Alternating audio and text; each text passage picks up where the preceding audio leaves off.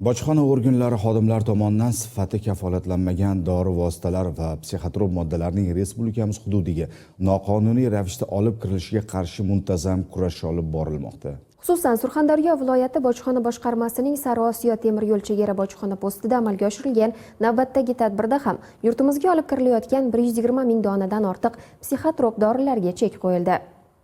Surxondaryo viloyati bojxona boshqarmasining Sariosiyo temir yo'l chegara bojxona postida qo'shni davlatdan kirib kelgan temir yo'l poyezdi tarkibidagi yuk vagonlari belgilangan tartibda bojxona nazoratidan o'tkazildi.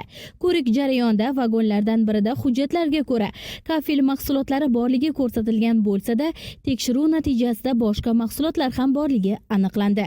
Xususan, vagonning old qismi ikki yon tomoniga yashirincha joylashtirilgan polietilen qoplar va qog'oz quti ichida 5 turdagi jami 120.510 dona psixotrop tabletkalar borligi aniqlandi.